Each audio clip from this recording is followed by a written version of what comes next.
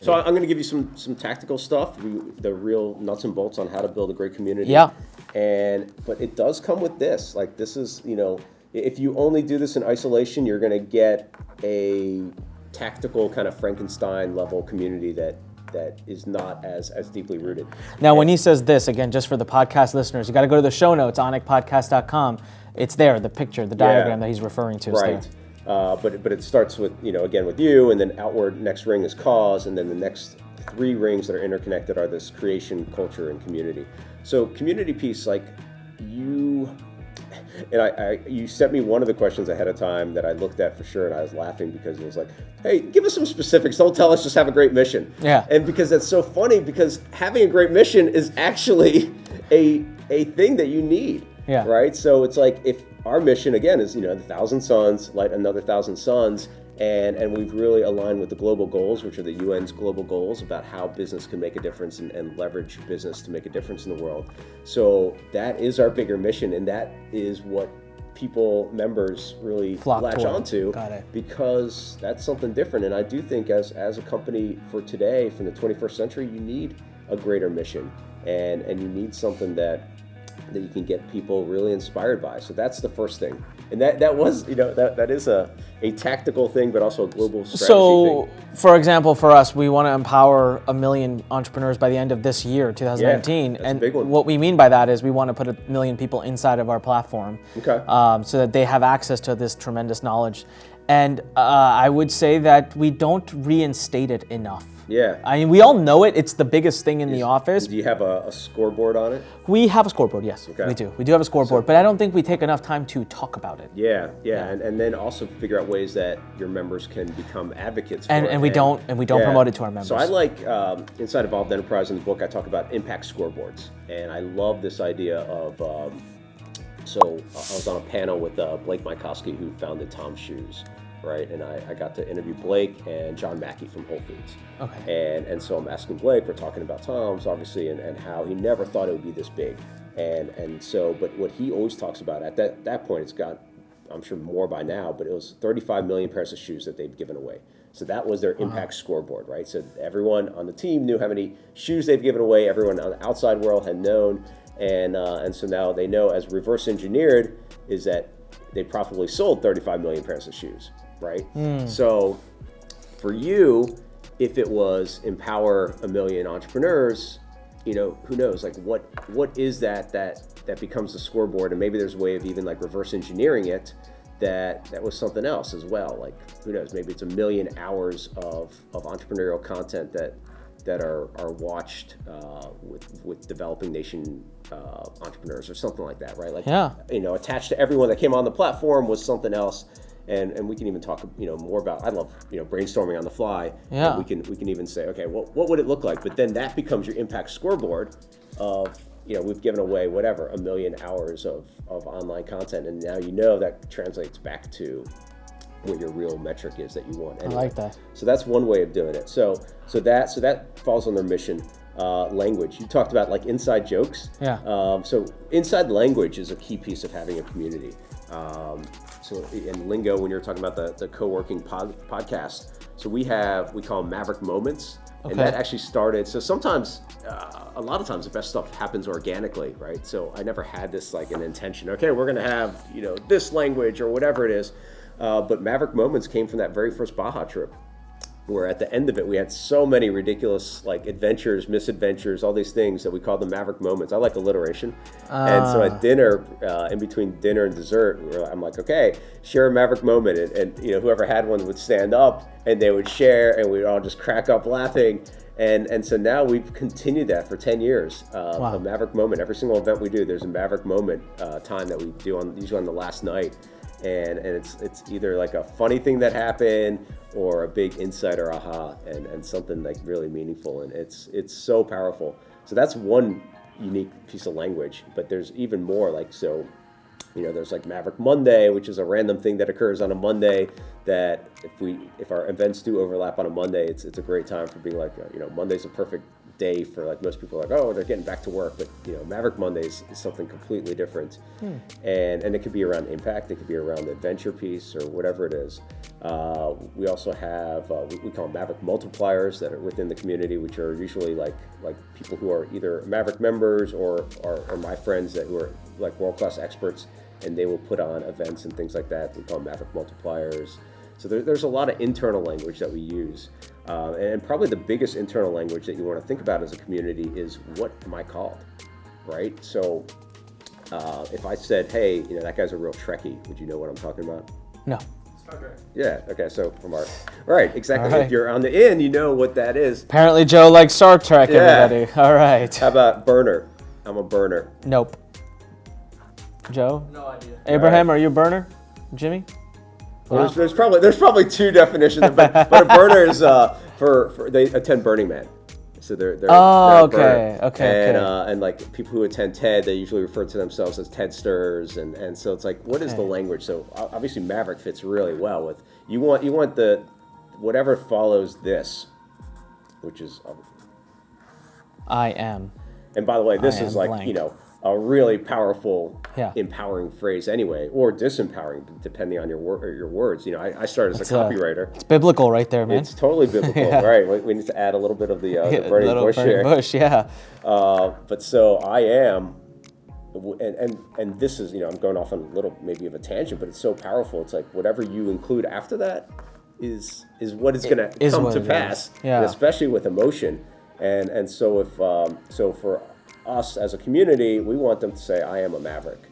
And they more often than not will identify themselves as a Maverick, and because of these close connections that they form. And we even had one guy that said, it's pretty fun drawing upside down. That looks like a grave. It is. Oh, okay. Oh, he wants to have that on. He said he wants to have on his tombstone, it says, here lies a Maverick.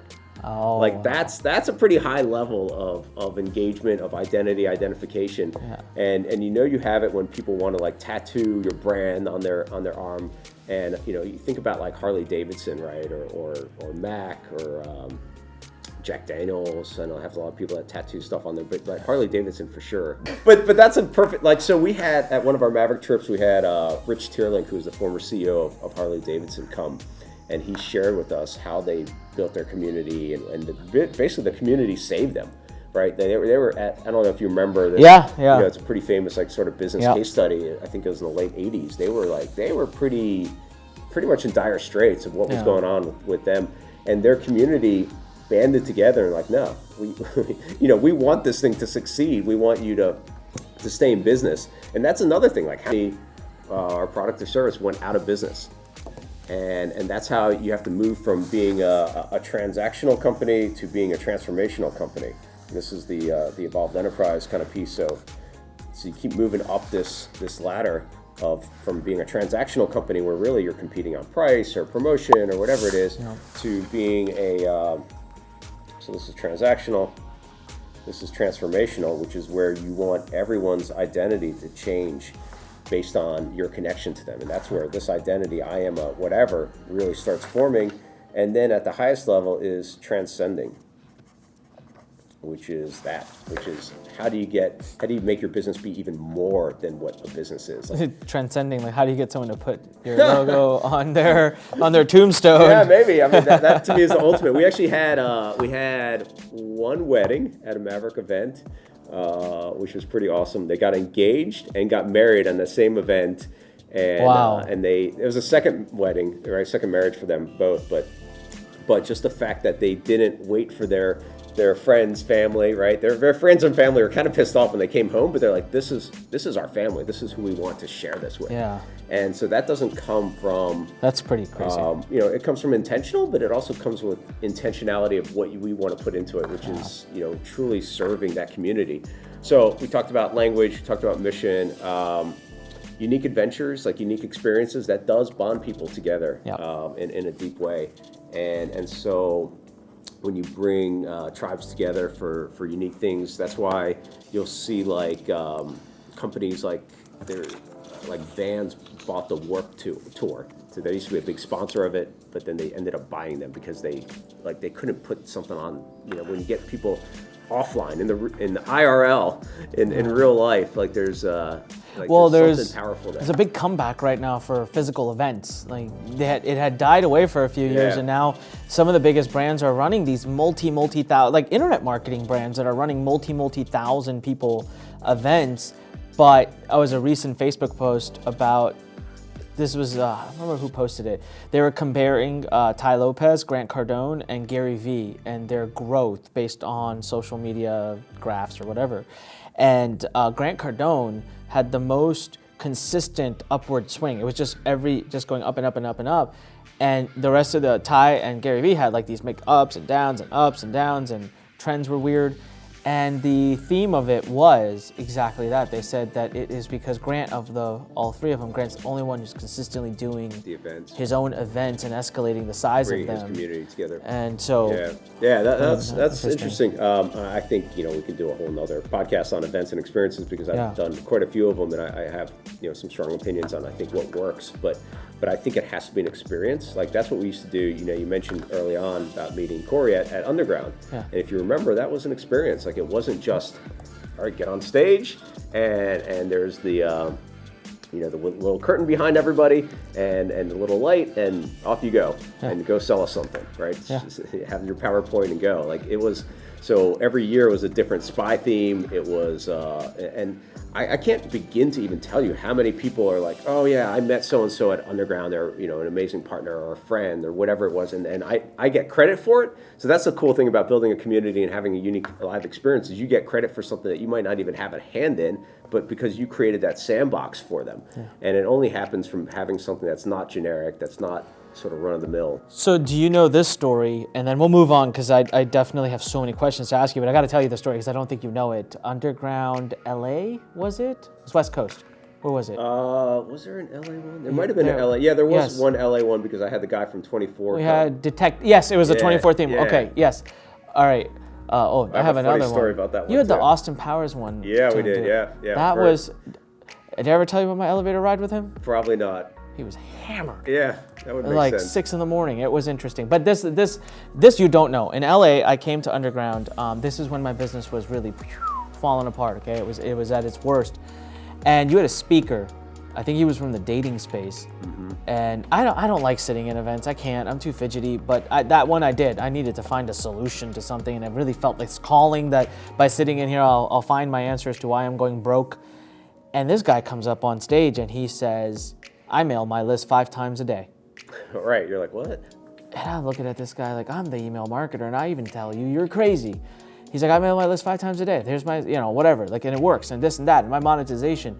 And I'm sitting there listening to it, and I thought, oh my God, I haven't mailed my list in like 3 months.